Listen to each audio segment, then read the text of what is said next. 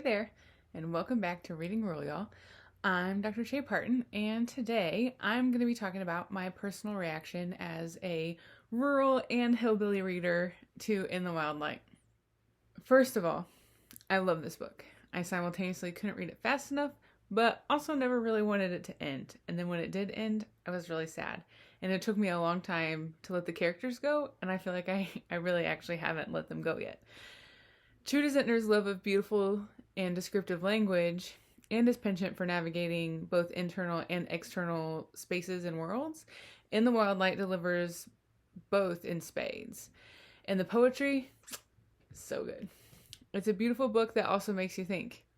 One of the things I started talking about in the last video is whether or not Cash and Delaney identify as hillbillies.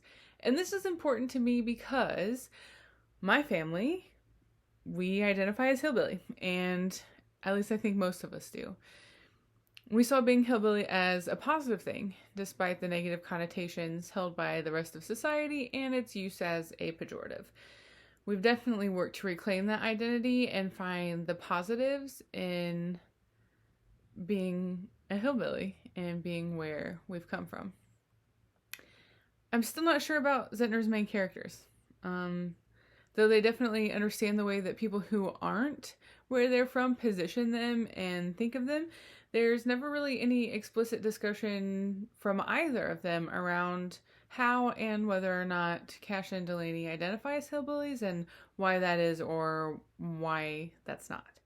What is clear, though, is the different ways that Cash and Delaney struggle to come to terms with being out-migrants. And this is also important and close to me because I also am an out-migrant. Cash bristles when his roommate mocks his papa's accent, and he still feels connected to the place and people of his East Tennessee home, but he also starts to acclimate to his new place at Middleford Academy. And I think this is really important representation because there are so many tensions that rural out-migrants experience. Like, how do I simultaneously represent and feel connected to both of these places? Does it mean that I'm becoming less me than I was when I got here? That I feel less of an outsider than I did when I got here? In this new place, Does that mean that I'm no longer completely from where I started out? All of these questions are questions that I constantly ask myself about myself in the way that I identify. Another thing this book has me thinking about is the sort of hero narrative that exists for folks who leave their rural places. And that's not a fault of this book necessarily, but it is something that I think this book makes me think about.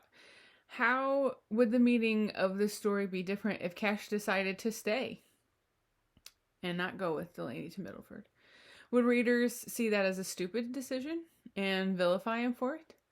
What if he decided to leave Middleford and go back home due to whatever reason? He doesn't feel like he fits in or, things like that. And that happens to so many rural college students.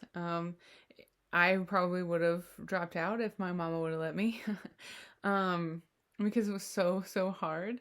But I think this idea that, in order to be somebody, you have to leave your rural place. You have to get out. You have to go to college. You have to, in order to sort of become someone and something important in life, you have to leave where you're from. And that bothers me, that narrative. And I don't think, like I said, I don't think that this book necessarily is that narrative. I think there are elements of that narrative, but I don't necessarily think that it's doing it for that reason, to say like, hey people, like this has to be you. I don't think it's doing that, but it makes me think about that dominant narrative that exists in society and sort of gives me pause and makes me ask those questions.